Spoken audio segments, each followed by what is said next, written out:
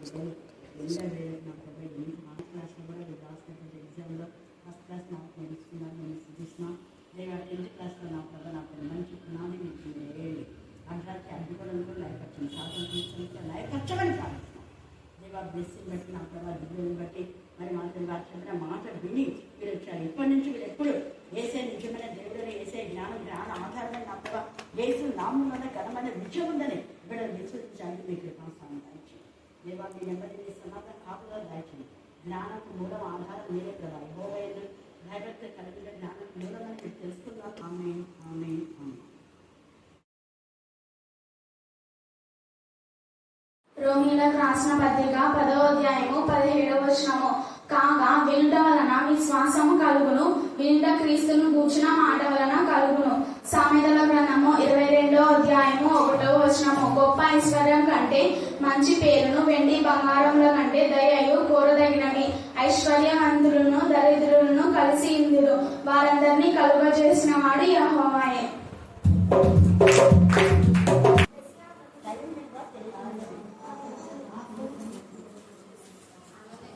కీర్తనల గ్రంథము 21వ అధ్యాయము 1వ వచనము.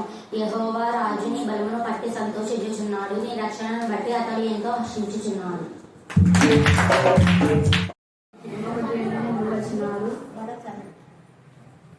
రెండవ తెస్సలోనికయులకు రాసిన పత్రిక 3వ అధ్యాయము 1, 2, 3 వచనాలు. తుదకు సహోదరులారా ప్రభు వాక్యము ప్రచురించి మహిమపరచబడు నిమిత్తము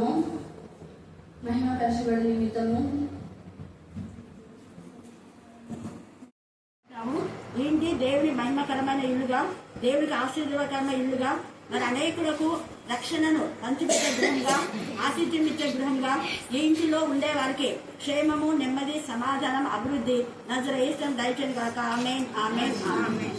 అందరూ చెప్పండి. Praise the Lord. Thank you Jesus. Thank you father. Hallelujah. నజరేయుని యేసు నామములో సంపూర్ణమైన సంతోషం, సమాధానం, సమృద్ధి, స్వస్థత. నజరేయుని యేసు నామములో సంపూర్ణమైన విడుదల, విమోచన, విశ్వాస, వినయం, విజయం. నజరేయుని యేసు నామములో సంపూర్ణమైన జ్ఞానం, బలం, శక్తి, మహిమ, ఘనత, ప్రేమ, పరిశుద్ధత, ప్రభావం, ఐశ్వర్యం. హల్లెలూయా. రాహేలు కనికరించి వారి తల్లిదండ్రులు వారందరి కష్టార్జితం ప్రభావం ఈ ఆహార పదార్థంలో నజరేయుని యేసు నామం, యేసు రక్తం, పరిశుద్ధ ఆత్మ గురించి నామం పేద విధిస్తుండగా ఆరోగ్యాన్ని, బలాన్ని, శక్తిని, సమాధానం కలుగజేసి ముఖ్యంగా తల్లిదండ్రులు లేని వారికి, అనాథలకు, విధురాళ్లకు, లేదా దైవచనులకు నాకు ఎక్కడెక్కడ మారుమూల గ్రామంలో చెప్తారు ఆహారం దొంగసారికి మీ సెలవు దయచేసి ఈ యొక్క గృహంలో దాన్ని కూర్చొని విన్నాన్నట్టు మీరు ఎల్లప్పుడూ సమృద్ధైన దేవ జీవితాన్ని దయచి వేసినప్పుడు ప్రార్థిస్తున్నాను తండ్రి. ఆమేన్. మీకు క్షేమముగానే ఉంచుడి, ఏ కీడును మాకు కలగలేదు. మీకు ఆకాశరానికి దూరం వేయలేదు. ఆమెకు పానార్పణలు అర్పింపకయు మాయనప్పటి నుండి సమస్తము మాకు తక్కువైనది. మేము ఖడ్గము చేతను క్షామము చేతను క్షీణించుచున్నాము. మేము ఆకాశరానికి దూరం వేయగాను ఆమెకు పానార్పణలు అర్పింపగాను మా పురుషుడు సెలవు లేకుండా ఆమెకు పిండి వంటలు చేయుచున్నామా, ఆమెకు పానార్పణలు పోయుచున్నామా అని వారు చెప్పగా ఇర్మియా ఆ స్త్రీ పురుషులందరితో అనగా తనకు అట్లు ప్రత్యుత్తరమిచ్చిన జనులందరితో తెలియదు. యూదా పట్టణంలోను యెరూషలేము వీధుల్లోను వీరును, మీ పితరులను, మీ రాజులను, మీ అధిపతులను, దేశ ప్రజలను ధూపం వేసిన సంగతి యెహోవా జ్ఞాపకం చేసుకోలేదా? అదే కదా ఆయన మనసునకు వచ్చును. యెహోవా మీ దుష్కృత్యము చూచి మీరు చేయే కృత్యముని ఎంచి ఇకను సహింపలేకపోయాను కనుక నేడు ఉండునట్లుగా మీ దేశము పాడుగాను, ఎడారిగాను, శాపాస్పదముగాను, నిర్జనముగాను ఆయన చేసేను. యెహోవా మాట వినక ఆయన ధర్మశాస్త్రమును బట్టి, కట్టడలను బట్టి, ఆయన మనకు సాక్షాత్తంగా ఇచ్చిన ఆజ్ఞను బట్టి నడువక మీరు ధూపం వేయచ్చు యెహోవాకు విరోధముగా పాపం చేస్తూ కనుకనే నేనున్నట్లుగా ఈ కీడు మీకు సంభవించదు. దాదాపు 575 కదా, 500. అంటే సంజీవ కూడా స్కూల్లో అంటే స్కూల్ ఫస్ట్ కంటే కొంచెం తక్కువ. సంజీవ అంటే ఇందిరా మేయర్ వాళ్ళ తమ్ముడు కూతురే. నమ్మకం గల ప్రియ పరలోక తండ్రి, మీ కృపా ప్రేమ మహదేశం వచ్చి మా నాయన ప్రశస్తమైన మీ సన్నిధానంలో వధింపబడిన గొడవల రక్తానికి ఎంత స్థుతించడం కూడా తక్కువ. విధేయత గల బిడ్డలను నేను ఎంతగా హెచ్చించే దేవుడు ప్రభా, నీ నామను గలపరిచినటువంటి నా ప్రభా నా తండ్రి బిడ్డను మీరు జ్ఞాపకం చేసుకుని మరి ముఖ్యంగా నా తండ్రి అఖిల్ రెగ్యులర్ గా మీ సన్నిధిలో ఎంత విధేయతగా ప్రతి చెప్పిన విషయాన్ని నా ప్రభా నీ నామ ఘనత నిమిత్తమే నీ విషయంలో ఎప్పుడు దేవ నా తండ్రి దేవ నా ప్రభా నిర్లక్ష్యం చేయలేదు. అందుకు నేను స్థుతిస్తున్నా. తద్వారా వాళ్ళ అక్క కూతురు విషయంలో అద్భుతంగా కార్యం చేసి స్కూల్ బస్ మీరు ఇచ్చారు. వాళ్ళు అనుకోని ఊహించే విధానంలో దేవాన్ని ఇచ్చుటమైతే ఫర్దర్ ఆ బిడ్డ నా ప్రభా డాక్టర్ కావడానికి మీరు మార్గం చాలా చేయాలి. ఇంటర్లో సైన్స్ తీసుకుని నేను గణపరచాలని మేము నీ సరిగ్గా ఎత్తిపడుతున్నాం. కృప దయచేయండి. ఆమె చింత మీ చేతిలో ఉంది. నేను స్థుతిస్తున్నాం. ఈ రోజు వచ్చిన అన్ని బిడ్డల స్టూడెంట్స్ అందరినీ మీ జ్ఞానాత్మత ఇవ్వండి. ముఖ్యంగా ఇంగ్లీష్ టీచర్ రేచల్ కు మీరు ఇచ్చిన విశ్వాసాన్ని నమ్మకత్వానికి ఎంత స్థుతించినా కూడా తక్కువే. ఒక ఉపాధ్యాయుడు వారి విద్యార్థుల పైన దేవనాథన్ని ఎంతగా తపన కలిగి వారందరూ కూడా మంచి ర్యాంక్ రావడం కోరినటువంటి దేవాన్ని బిడ్డ రైచల్ యొక్క ప్రార్థన మీరు విని దేవనాథరి గర్ల్స్ నా ప్రభానాథరి గవర్నమెంట్ గర్ల్స్ హై స్కూల్లో మీరు ఎంత గొప్ప కృపరింపజేస్తున్నారు. మీ మేరలకు ఉపకారులకు ఎంత స్థుతించినా కూడా తక్కువే ప్రభా. మరి ఆ స్కూల్ నుంచి వచ్చినటువంటి బిడ్డలు కూడా మీ జ్ఞానాత్మకని అందరి స్టడీస్ లో మీ కృపరింపజేయాలని ప్రార్థిస్తున్నాం. అలాగనే సుమలత ఒకప్పుడు ఎంతగానో అప్రభానాథరి కరుణాపీఠంలో రెగ్యులర్ గా వచ్చే బిడ్డ, అక్కడ అనేకులు మీ వైపు మరణించిన బిడ్డ. మరి నా తండ్రి ఈ దినంలో అంత దుఃఖకరమైన విషాదం జరగడానికి కారణం ఏంటో వాళ్ళు తెలుసుకొని దాన్ని సరి చేసుకోవడానికి జ్ఞానాన్ని వివేకాన్ని మేము దాయించమని ప్రార్థిస్తున్నామయ్యా దేవ. అలాగే ఈ రోజు రాత్రి జరగబోయే ఎంగేజ్మెంట్ కార్యక్రమంలో కూడా మీరు తోడుగా ఉండండి. ఐదుని మీరు ప్రత్యేకించి ప్రతిష్ఠించారు. తోడుగా లేఖన భాగాన్ని చాలంగా మేము ప్రతిష్ఠ చేయడానికి మీకు కృపా దయచేసిన దేవా స్తోత్రం దేవ. ప్రతి ఇంటి శుద్ధి జలం మతంలో మన బ్రతుకులున్నాయో మనం ఆలోచన చేసుకోవాలి. ఈ రోజు మన ధ్యాన అంశం ఏంటంటే ఆ దేవునికి విరోధంగా చేసినటువంటి హేయ కృత్యములను దుష్ట క్రియలను చూసి అక్కడ దేవుడు సహింపలేకపోయాడు. దేవుడు దుష్ట క్రియలను హేయ క్రియలను సహింపాడు. అదే చెప్పండి, దేవుడు దుష్ట క్రియలను హేయ క్రియలను సహింపాడు. దేవుడు దుష్ట క్రియలను హేయ క్రియలను సహింపాడు. ఆయన రోషం గల దేవుడు.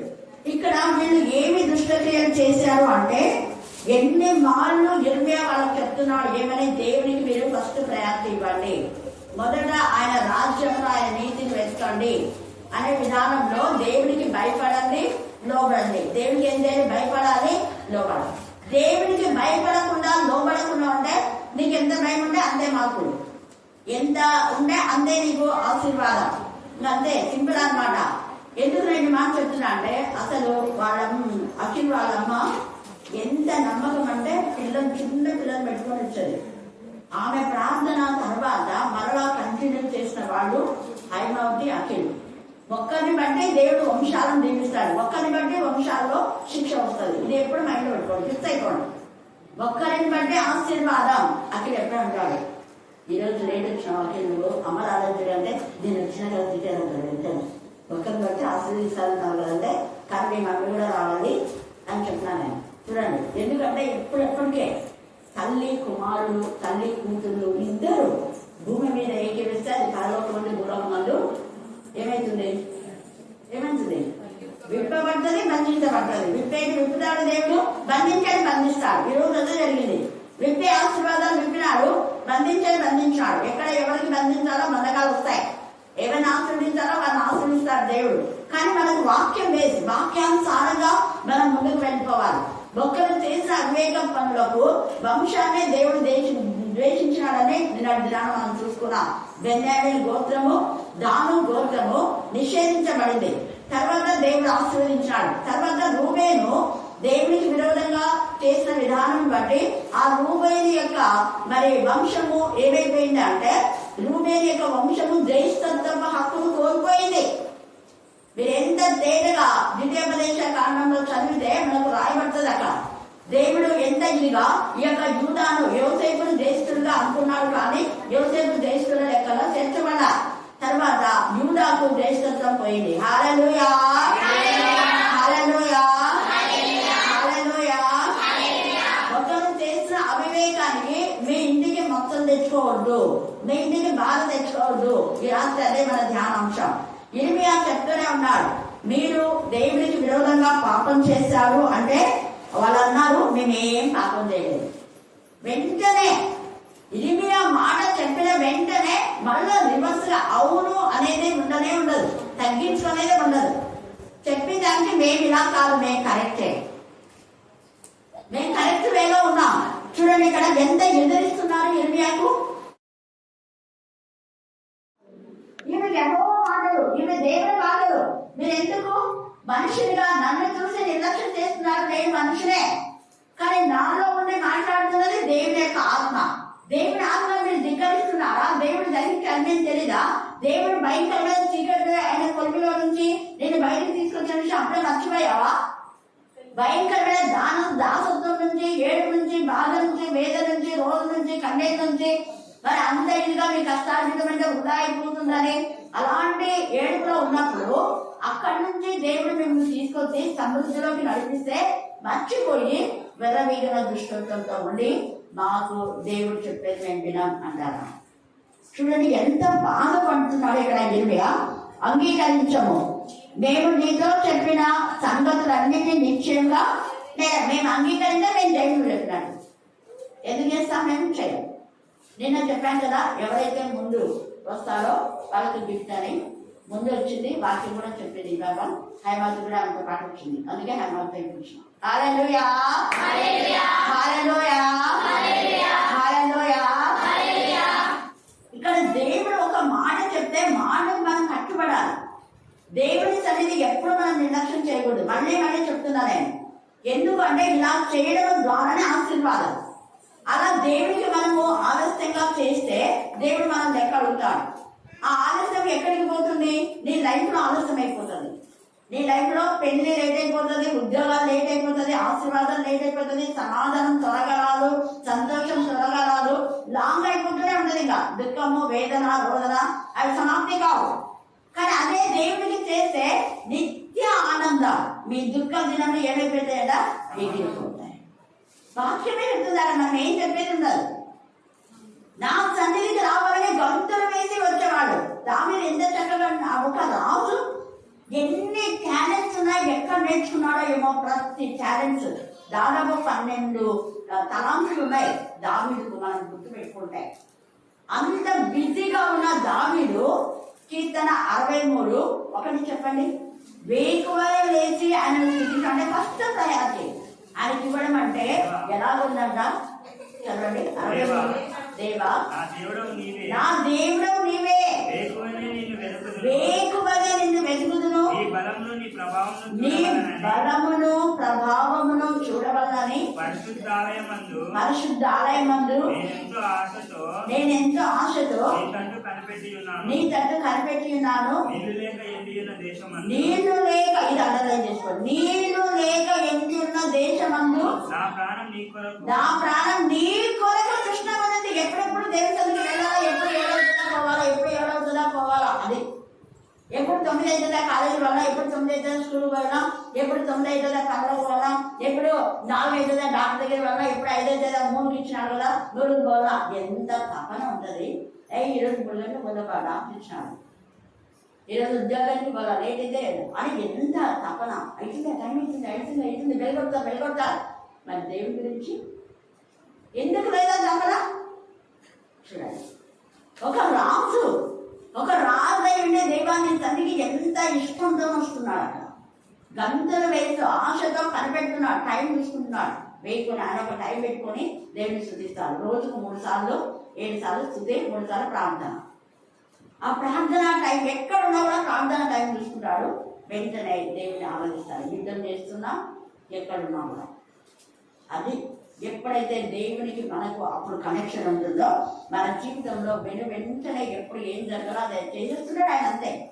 ఈ కరోనా పీరియడ్ అంత తొందరగా ఎవరికి తెలియదు. అక్కడ ఇంత పెద్దది పద్మ వచ్చి ఆశ్చర్యపోతుంది. టీచర్ పద్మ టీచర్ ఎంత పెద్ద హాల్ దేవుడు ఇచ్చిన టీచర్ మంచిగా నేను దేవుడు అంటే నాలో కదా అందరిలో ఉన్నాడు, బట్ మనము సరిగా నేర్చుకోవాలంటే. హల్లెలూయా హల్లెలూయా. దేవుడు చేసిన కార్యం అందరూ చేస్తాడు దేవుడు.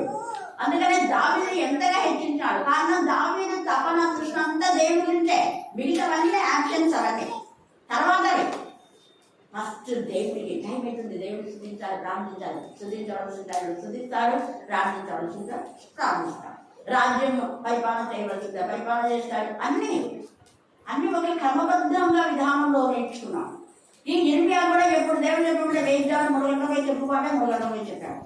రాత్రి 10:30 పోయి చెప్పాలంటే 10:30, 12 పోయి చెప్పుకోవాలంటే 12 వాళ్ళు ధూప ఆకాశాన్ని ఎవరు చూడకుండా ఆకాశానికి ధూపాన్ని వేస్తున్నారు. ఆ టైంలో లేదా ఇంకా సంధ్య సమయం రాకముందే చీకటిలో ఈ క్రియలన్నీ చేస్తారు వాళ్ళు. ఇప్పుడు పోయి చెప్పుకో వాళ్ళకు మీకు చేసేది దేవుడికి ఏ కృత్యంలో దేవుడు చూస్తున్నాడు, జ్ఞాపకం చేస్తున్నాడు. ఆ టైంలోనే పోయి నేను చెప్తున్నాను. చూడండి దేవుడి యొక్క విషయంలో ఎంత అలర్ట్గా ఉన్నాడు ఇర్మియా. అందుకనే అంటాడు చూడండి ఇక్కడ, యెరూషలేము వీధులలో చేసినట్టే ఆకాశానికి ధూపం వేయడము అంటున్నారు వాళ్ళు. ఆమెకు పానాత్మను అర్పించు. ఆమెకు మేము ఇచ్చేస్తాం, ఆమెకు ఇచ్చేస్తాం, ఆ మాట వింటామంటే ఈమె ఏం చేస్తుంది? వీళ్ళంతా తొందరగా దొరికేసింది. మరి ఇంతగా ఈమెను ఆనుకొని ఈమెనే మాకు ఉండాలి, మేము వేరే మాట వినాం, ఆమెకు బాగా ఆమెను సపోర్ట్ చేసినందుకు చూడండి ఇక్కడ ఎంత చక్కగా చెప్తున్నాడు. అలాగే మేము ఎప్పుడైతే ఆమెకు ధూపం ఇదంతా వేసామో బాగా ఉన్నాం మేము, మాకేం తక్కువలేదు. దేవుని సందుకు లేట్గా వచ్చినా మాకేం కాదు, ఆలస్యంగా వచ్చినా ఏం కాదు, వాక్యం విన్నా ఏం కాదు, వినకపోయినా ఏం కాదు. ఈ రోజు వాక్యం చదువుతా రేపు చదవకుండా ఇలా బాగుంది మాకు అన్నీ. ఏం రాలేదు వీడు. నాకు కూడా అట్లా అనుకున్నా. నేను పోలేదు, పోనందుకు ఏమైంది? ఏం కాదా, బాగుంది. నేను తొందరగా లేచి వాక్యం చదవకపోయినా కూడా బాగానే ఉన్నా. మనం ఇలాగనే ఉన్నాం.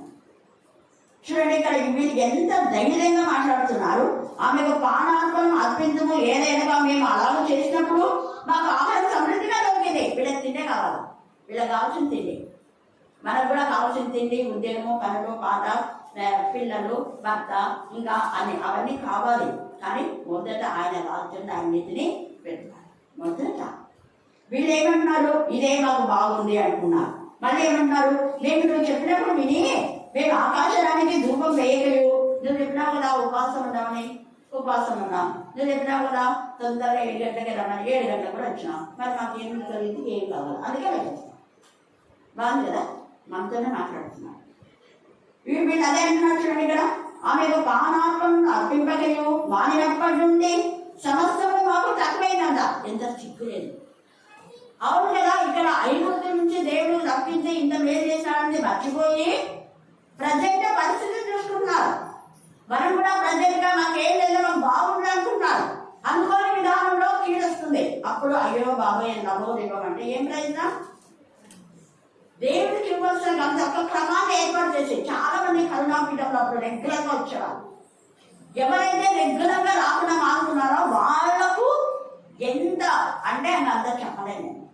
వాళ్ళకి అది జ్ఞానోదయం కాకుండా నేను ఎందుకు పదే చెప్తున్నాను అంటే, వాళ్ళకి ఎన్నిసార్లు చెప్పినా మీరు క్రమాన్ని పాటించండి.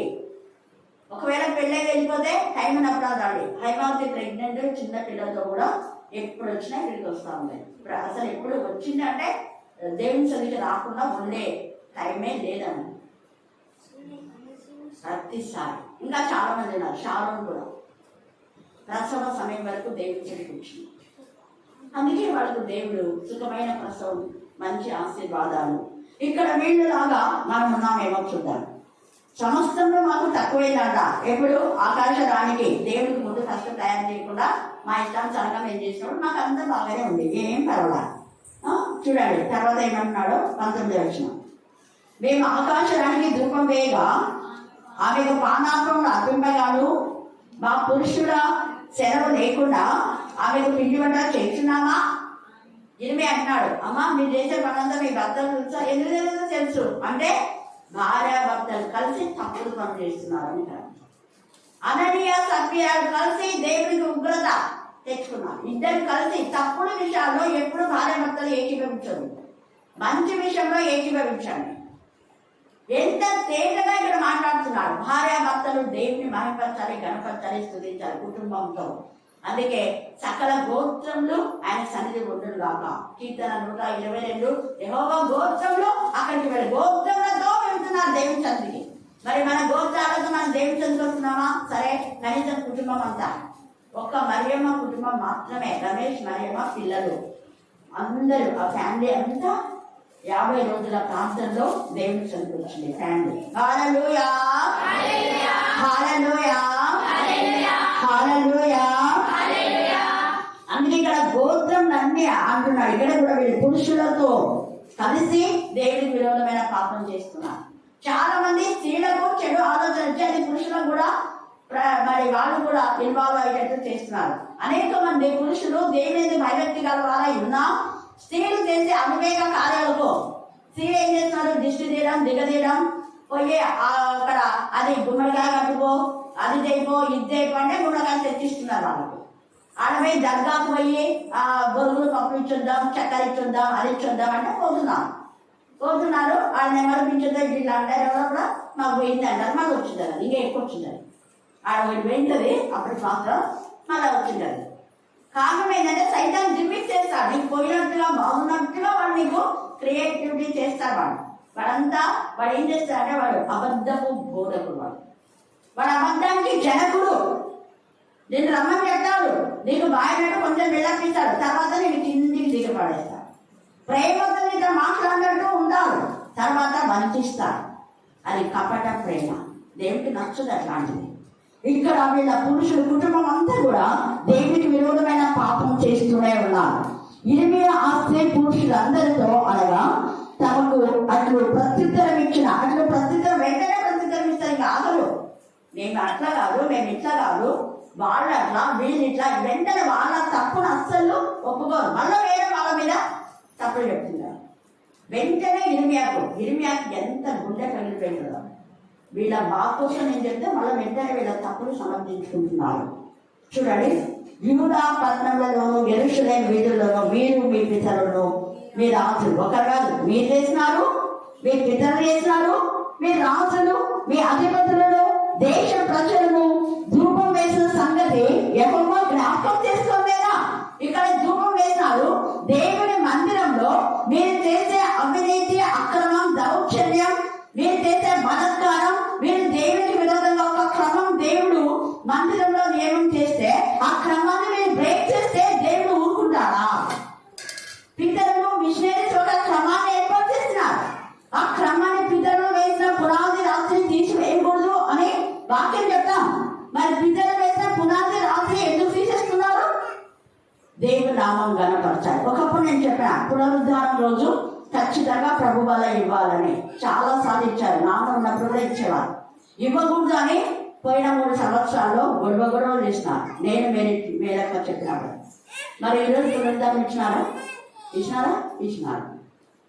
అంటే ఒక్కొక్కసారి ఒక విధానంలో దేవుడు ఊరుకోడు. ఒక క్రమాన్ని ఏదైనా ఖచ్చితంగా పునరుద్ధానం రోజు ప్రభు వల్ల తీస్తారు. జాన్వరి అప్పుడు కూడా, జాన్వరి 1 కూడా చాలా సంఘాలు ఇస్తారు. హల్లెలూయా హల్లెలూయా హల్లెలూయా. అసలు ప్రతి వారం ఇవ్వాలి, ప్రతి ఆదివారం మన ప్రభు బలలో పాలు పొందాలి. కానీ అలా చేయటం లేదు. ఎవరి ఇష్టానుసారంగా వాళ్ళు చేస్తున్నారు ఇక్కడ. అందుకనే మీరు ఒక్కడే కాదు, మీ పితరులు అలా చేశారు, మీ పెద్దలు అలా చేశారు, మీ రాజులు, మీ అధిపతులు కూడా అలాగే చేసిన వాళ్ళలో కింగ్ సొలొమోన్ కూడా ఉన్నారు. కింగ్ సొలొమోను దేవుడికి విరోధమైన విధంలో దేవుడు అంతగా హెచ్చించి జ్ఞానాత్మతో నింపి ఆ ముందు రాజుల కంటే తర్వాత రాజుల కంటే లేని ఘనతను, జ్ఞానమును, వివేకాన్ని, సమృద్ధిని ఇస్తే విజయాన్ని కూడా ఎప్పుడు ఎవ్వరు కూడా ఈ యొక్క కింగ్ సొలొమోన్ పైన విజయాన్ని పొందుకోలేదు. అందరు రాజులతో సమాధానం పన్నాడు, మంచిదే. కానీ ఏ సమాధానం అది అంటే దేవుడికి విరోధమైన విధానంలో సమాధానం. అన్ని స్త్రీలను వివాహం చేసుకొని దేవుడికి విరోధమైన విధానంలో పాపం చేశారు కాబట్టి దేవుడి ఉగ్రత గురైపోయాడు సొలొమోన్ రాజు. తద్వారా తనకు కుమారుడు కూడా దేవునికి విరోధంగా, రెండు భాగాలు అయిపోయాయి. అక్కడ రాజ్యము రెండుగా విభాగింపబడడానికి కారణం రెహబాము. రెహబాము ఎవరు? రెహబాము ఎవరు? అందరు గట్టి చెప్పాలా? సరిగా చదువుదానే రోజు మనకి బాగా గుర్తుంది. రెహబామును బట్టి దేశము విభాగింపబడింది. కారణం ఏంటంటే అక్కడున్న యవనుల యొక్క ఆ అక్రమమైన ఆలోచనలో దౌర్జన్యం, బలత్కారం, ఎవరైనా చెప్పింది చేశాడు రెహబాము. అవును, పూర్వీకులు మనకి ఇలా చెప్పారు, అలా చేద్దామని చెయ్యలేదు. దావీదు నడిచిన మార్గంలో నడవలేదు. సొలొమోను దావీదు నడిచిన మార్గంలో నడిచాడు చాలా మటుకు, చివరిన పడిపోయాడు. అదంతా మొదట ఉన్న నీతి అంతా కూడా కొలాప్స్ అయిపోయింది. నువ్వు ఎన్ని రోజులు ఆత్మీయ స్థితిని కాపాడుకొని చివరిలో ఒకవేళ ఈ రోజు నేను చనిపోతాను అనుకున్నప్పుడు ఈ రోజు నేను దేవుడి విరోధంటే అదే లెక్కలోకి వస్తుంది. అందుకే ఇప్పుడు క్రీస్తు యేసునందు ఉన్న వారికి మాత్రమే శిక్షా విధియు లేదు. అది ప్రతిరోజు ఒక క్రమంలో మనం ఉన్నప్పుడు క్రమాన్ని బ్రేక్ చేయకూడదు, గుర్తుపెట్టుకోండి. ఇక్కడ వీళ్ళు ఆ మాట మాట్లాడుతున్నారు. అప్పుడు ఆహాబు కూడా దేవుని భయభక్తి గలవాడే, కానీ భార్య యెజబెల్ని బట్టి అనేకమైనటువంటి అబద్ధ ప్రవక్తను పోషించాడు. తద్వారా ఏమైంది? భయంకరమైన ఉగ్రత, వాళ్ళ వంశమే నాశమైపోయింది. దేవుడికి విరోధమైన పాపం, అసలుగా దేవుడికి విరోధమైన పాపం చేయడం బట్టి స్త్రీలు చాలా మంది తాము చేయడమే కాకుండా తమ పురుషులను కూడా పాపంలోకి నడిపించారు. అందుకని ఇక్కడ తేటగా ఇర్మియా మాట్లాడుతున్నాడు. గతంలో వాళ్ళందరూ ఇలా చేశారు కదా, చేసి ఏమైంది? వాళ్ళకు మంచి జరిగిందా ఏమైనా? అవి మీకు తెలుసు కదా. తెలిసి కూడా మళ్ళీ ఇలాగా మీరు ఎందుకు స్త్రీలు పురుషులు కలిసి ఇలాగా ఏకీభవిస్తున్నారు?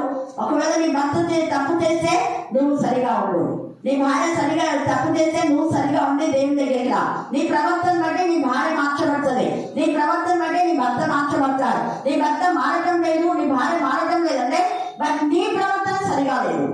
నువ్వు మరి దేవుని బిడ్డమని చెప్పుకున్నావు కదా, దేవుడికి మరి దేవుడికి లోబడుతున్నానని చెప్పినప్పుడు దేవుడికి లోబడే వాళ్ళకు ఖచ్చితంగా మిగతా వాళ్ళు కూడా లోబడతారు. హల్లెలూయా, హల్లెలూయా, హల్లెలూయా. ఇక్కడ ఈ భార్యలు దేవుడికి లోబడడం లేదు, భర్తలను కూడా తమ వైపు ఆలోచిస్తున్నారు. ఈ భర్తలు కూడా దేవుడికి లోబడడం లేదు, తమ భార్యకు చెప్పినట్టు విధేయతగా ఉన్నారు. పాపంలో ఏకీభవించిన భార్య భర్తలకు అననీయ సభ్యులకు ఏ శిక్ష వచ్చిందో అదే శిక్ష వీళ్ళకు రాబోతుంది. అందుకనే అంటున్నాడు. తర్వాత మనం చూస్తే ప్రసంగి 12వ అధ్యాయం 2వ వచనం చదవండి. ప్రసంగి 12:2.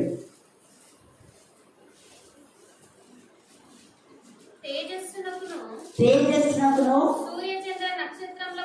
సూర్య చంద్ర నక్షత్రములకును చీకటి కమ్మక ముందే వాన వెలిసిన తర్వాత మేఘములు మరలా రాకముందే నీ బాల్య దినములందే నీ సృష్టికర్తను బాల్య దినముల ఏంటంటే ముందే నీ కీడు రాకముందే భయపడి దేవుడికి లోబడు. ఎన్నిసార్లు గమనించా వినని వదిలేసాడు దేవుడు. అక్రమం చేసేవాడిని చేయమని చెప్పు, అపవిత్రంగానే ఉండాలి, పరిశుద్ధులు ఇంకా పరిశుద్ధులుగా ఉండాలి. నేను కూడా అదే కోరుకుంటా. ఎందుకు వాళ్ళు చెప్పినా విన్నప్పుడు ఎందుకు చెప్పాలి వాళ్ళకి? ఎంత చక్కగా ఇక్కడ కాకముందే, ఇలాగ జరగకముందే నువ్వు జాగ్రత్త పడే ఉన్నాడు దేవుడు. లేదు నేను జాగ్రత్త పడా, నా ఇష్టం అంటే నీ ఇష్టం. నీ ఇష్టం ఏమైతుంది ఇక్కడ తర్వాత మనం చూద్దాం. యెషయా 51:4. యెషయా 51:4. నా ప్రజలారా నా మాట ఆలకించుడి, నా జనులారా నాకు చెవియొగ్గి వినుడి. ఉపదేశము దేవుని దగ్గర నుంచి వెళ్ళగలుగుతుంది, ఇర్మియా దగ్గర నుంచి కాదు. వీళ్ళు అంటున్నారు ఇర్మియా దగ్గర నుంచి, దేవుని దగ్గర దేవుడు చెప్తున్నాడనే భయం నీకుంటే, దేవుడి రాత్రి నీతో మాట్లాడాలని భయం ఉంటే భయంతో వణికి దేవుని సన్నిధికి సరిగా వస్తాము. భయం భక్తి లేకపోతే మనిషినారు, ఒక క్రమం లేకపోతే అక్రమమే. చూడండి ఎంత చక్కగా ఇక్కడ ఇచ్చినాడు. కీర్తన 39:3. కీర్తన 39:3.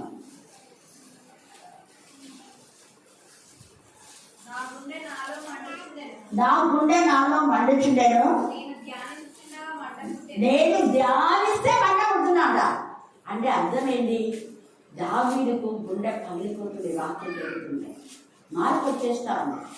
మరి మార్పు వస్తుందా? నీకు వాక్యం వింటుందా?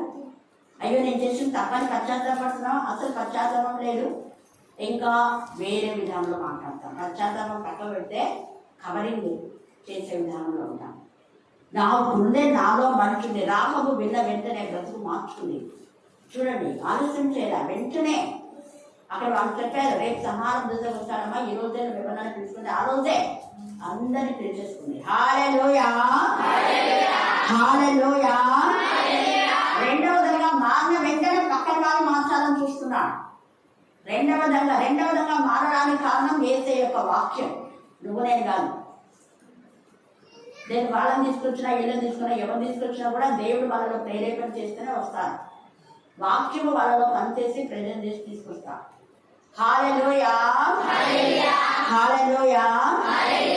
ఇక్కడ రెండవదిగా బ్రతుకు మార్చుకున్నాడు కాబట్టి ఆ యొక్క వ్యక్తిని గంధిస్తున్నాడు.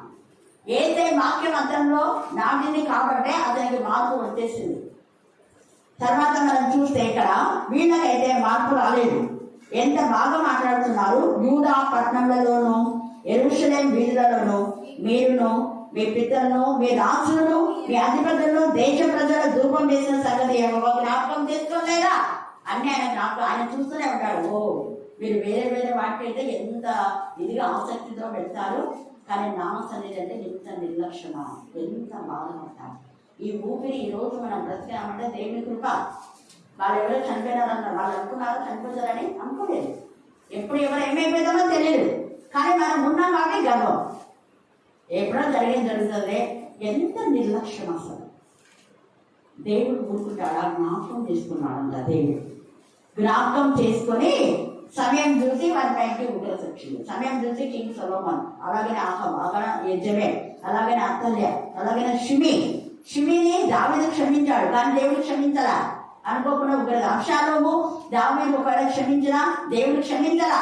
అనుకోలేదు చస్తాడని అబ్షాలోము విరవేగా నేను రాజును, నా ఇష్టం తరవేస్తాను, దావీదునే చంపి పడేస్తే నేనే రాజును అవుతా అనుకున్నాడు. తండ్రి పైన హెచ్చించుకున్నాడు. అభిషిక్తుడి పైన హెచ్చించుకుంటే ఎప్పుడూ మన బ్రతుకులు సరిగా ఉంటాం. ఇక్కడ అభిషేకించి గాలి దిగడం నుంచే ప్రత్యేకించి ప్రతిష్ఠించి పంపిన యిర్మీయాను సామాన్య మానవులుగా వాళ్ళు నెగ్లెక్ట్ చేస్తున్నారు. అందుకే దేవుడికి కోపం వచ్చింది. అదే కదా ఆయన మనసులకు వచ్చాను.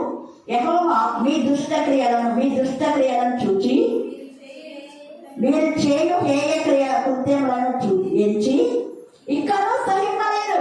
కొంతకాలం ఉండదు, విరమించినాగా ఉండు. ఎంతవరకు ఎప్పుడో వస్తారు, హఠాత్తుగా వస్తారు, గాదిగా గుండె పగలలో ఏం ప్రయత్నం. ఇప్పుడు నమోదీవం అని కొట్టుకుంటే ఏం ప్రయత్నం. ఎన్నిసార్లు చెప్తాను నేను, రండి ప్రాంతాలు ఫెలోషిప్ మర్చిపోవద్దు. నెలకొకసారి రండి అంట. కొంతమంది వేరే వేరే ఊళ్ళో కదా మీరు వస్తారు కదా గుడులకు, నెలకొకసారి రండి. ఎలా మర్చిపోతారు దేవుడు చేసిన మేళను? మీరు పెళ్ళిళ్ళు కాలేదని చెప్పి గట్టిగా ఏడుస్తారు. పెళ్ళిళ్ళు అయిన తర్వాత ఇలా అయిపోయింది. మళ్ళీ పిల్లలు ఉన్నారంటారు, పిల్లల కోసం వస్తారు, పిల్లలు ఉంటారు, మళ్ళీ రాదు. దేవుడు ఇవన్నీ చూస్తున్నాడా? తేటగా దేవుడు ఈరోజు మాట్లాడుతున్నాడు. ఇది వరుస క్రమంలో వచ్చినటువంటి లేఖన భాగం. మనకు ఉద్యోగం వచ్చిందని దేవుడికి దూరం కావడం, పెళ్ళయిందని పిల్లలు లేరు, ఇలాగా మన అవసరంతో మాత్రమే మనం వస్తాం. అవసరం లేనప్పుడు రాం. మన ఇష్టం ఇక ఎప్పుడంతా ఇక్కడ వస్తాం.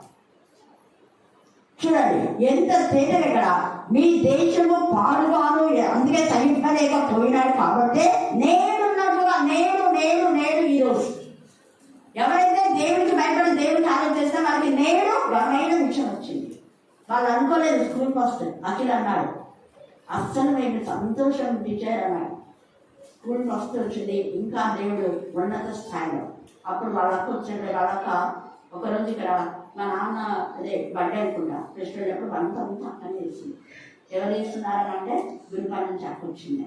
మిగతా కొడుకులు ఉన్నారు, కరోనా కూడా చేసిందనుకో, కానీ మెయిన్గా మళ్ళీ ప్రార్థనకు వచ్చినప్పుడంతా వస్తుంది. ఆమె ప్రార్థన చేయించుకొని పోతుంది. పిల్లల కోసం, కొడుకు కోసం కూడా చేయమని చెప్పింది. ఎందుకు నేను చెప్తున్నా అంటే దేవుడి యొక్క భయం ఉండేవాళ్ళు ఉండలేదు. అలా దేవుని ఆత్మ మనకు నడిపించేస్తుంది. ఆమెకి ఎన్నో పనులు, పెద్ద సంసారం, కానీ ఎంత ఇదిగా సమర్పణ అంటే అది వాళ్ళు ముందే వాళ్ళకు ఇది మాకు స్కూల్ ఫస్ట్ వస్తుందని వాళ్ళకి తెలియదు. తెలియకముందే దేవుని సమర్పణ. ఎమ్మెల్యే మాకు వాళ్ళ పాపకు ఉద్యోగం వస్తుందని తెలియదు, మొన్ననే పాస్ అయింది అనుకున్నారు. కానీ ముందే సమర్పణ, నెలకు ముందే సమర్పణ. దేవుడు కూడా ఊరుకోడు. రోషం గల దేవుడు. అమ్మ నాకు సమర్పిస్తే నేను ఊరుకుంటానా? నేను సత్యంగా రోషం గల దేవుడు అని వెంటనే వెంటనే వెంటనే కాలే. నా జీవితంలో కూడా అలా చాలా జరిగాయి. చాలా ఏంది అన్ని. హల్లెలూయా, హల్లెలూయా. ఏదైనా దేవుడు నా మహిమ నేను చేసినట్టే వెంటనే దేవుడు నాకు మళ్ళీ సహాయం చేస్తాడు. చూడండి, మీ దేశము ఎందుకు అంటే దేవుని విరోధంగా ఉన్నారు కాబట్టి నేను ఉన్నట్లుగా మీ దేశం పాడుగాను, ఎడారిగాను, శాపాస్పదంగాను, నిశ్చలంగాను ఆయన చేశారు. 4 విషయాల్లో మీరు మళ్ళీ ఇంటికి వెళ్ళిన తర్వాత ధ్యానించండి. మీరు పాడుగా ఉన్నారా? మీ బ్రతుకులు ఎడారిగా ఉన్నాయా? మీ కుటుంబం శాపంతో నింపబడిందా? మీ కుటుంబం నిశ్చలంగా అంటే ఏం చేస్తున్నామో తెలియదు, ఎందుకు బతుకుతున్నామో, ఎందుకు ఉంటున్నామో, ఏం తింటున్నామో, అశాంతి. కుటుంబం అంతా అశాంతి, నెమ్మది ఉండదు. అదే నిర్జనము అంటే. ఎడారి లాంటి బ్రతుకులు, ఎడారి లాంటి ఈ 4 మళ్ళీ మీరు ధ్యానం చేసి ఎందులో ఉన్నారో తెలుసుకొని, తప్పు తెలుసుకొని, పశ్చాత్తపడి దేవుని తండ్రికి పరుగులండి. అప్పుడు దేవుడు కూడా పరుగున వెంటనే అసలు ఎంత ప్రేమ అంటే దేవుడికి చెప్పలేదు.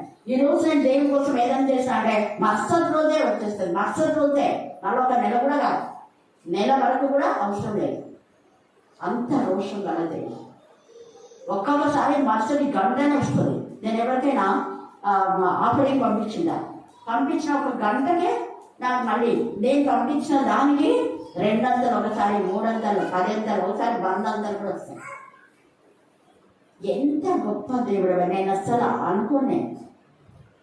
ఒకసారి కొంచెం ఉండేదిలే అనేసి నేను పంపిస్తాను.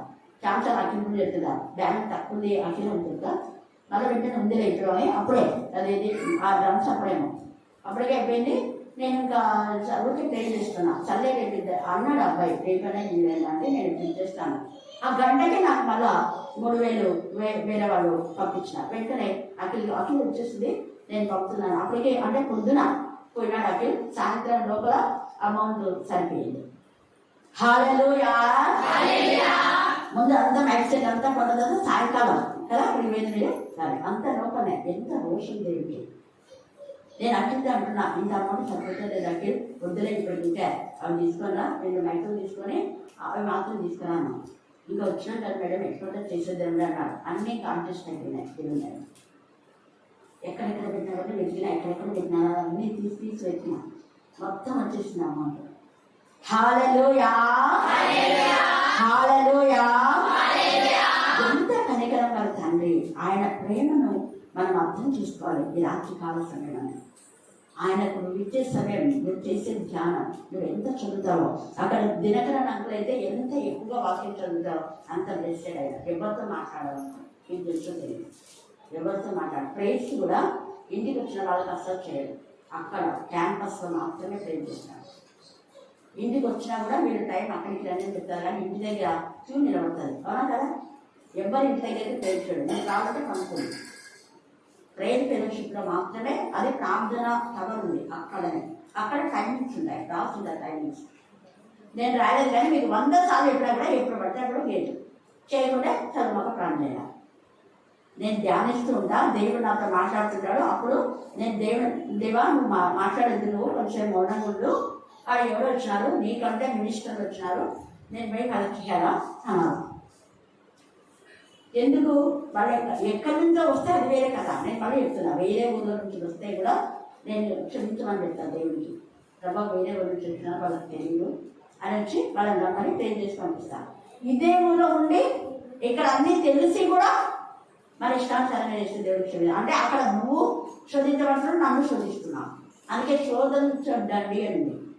దేవుని శోధిస్తే ఎప్పటికీ ఆశీర్వాదం కాదు. రోజు జరుగుతుంది కదా, వేరే ఊళ్ళకి పోకుండా గూడూరులో ఇంత అవకాశం దేవుడు ఇచ్చాడు. 7 నుంచి 9 వరకు ప్రతి రోజు ఉంటుంది. ఈ టైంలో ఎంతమంది రావచ్చు కదా, ప్రార్థనకు రారు, వాక్యం వినరు. ఒక 2 నిమిషాల ప్రార్థన, ఒక 5 నిమిషాలు ప్రార్థన చేయమా అంటుంటారు. ఎట్లా వస్తాయి ఆశీర్వాదాలు? దేవునికి సమయం ఇవ్వాలి కదా. ఒక వాక్యం చెప్పాలంటే ఎంతసేపు ప్రిపేర్ కావాలి. చాలా మంది బిడ్డలు అదే ప్రిపరేషన్ కావాలి అనుకుంటారు. ఈరోజు రక్తం చెప్తుంది అనుకున్నాం, కొంచెం అలసటగా ఉన్నట్టు పాప, సర్లే టైం ఇద్దాం అనుకున్నాను. ధ్యానం చేయకుండా మన వాక్యం చెప్పలేము. ఏమనుకుంటున్నాను ప్రతిరోజు మనం చాలాసార్లు అంటది అక్క, ఒక్కొక్కసారి 3 మెసేజెస్ ఇస్తుంది, ఎప్పుడు ధ్యానిస్తుందో ఏమో. నేను ఒక రోజు వాక్యం చెప్పాలంటే 1 వారం అక్కడ పడుతుంది అనుకోండి. కారణం ఏంటంటే నేను ఎవరితో ఎక్కువ మాట్లాడాలి, దేవుడితోనే మాట్లాడాలి. అందుకే ఎవరన్నా ఏమన్నా అనుకొని నాకు అవసరం లేదు, నాకు నా దేవుడు మాత్రమే. హల్లెలూయా హల్లెలూయా. కొన్నిసార్లు ఎన్నిసార్లు ఫోన్ చేస్తాను లిఫ్ట్ చేయలేదు. మాకు చెల్లెనింది నిన్ననే 4 సార్లు చేస్తుంటాను, లిఫ్ట్ చేసింది, నేను ఎత్తుకోలేదు. తర్వాత చెప్పిన లేదమ్మా నేను ఎడిటింగ్ పెట్టుకుంటాను, ఆ టైంలో నేను లిఫ్ట్ చేయను అని చెప్పిన. ఇక తర్వాత సర్లేక నువ్వు రా ఒకసారి అని చెప్పింది. హల్లెలూయా హల్లెలూయా. దేవుని నామమునకు మహిమ కలుగుగాక. ఇలాంటి కావాల్సిన దేవునికి ఇవ్వాల్సిన సమయం ఇస్తే నువ్వు అడగకముందే దేవుడి గురించి వెనువెంటనే వస్తాడు. దేవుడు ఈ లేఖన భాగాన్ని దీవించి ఆశీర్వదించుగాక. ఆమేన్ ఆమేన్ ఆమేన్. ప్రార్థన. మన మధ్యలో ఉన్న రాజన్న మనల్ని ప్రార్థన అనిపిస్తారు.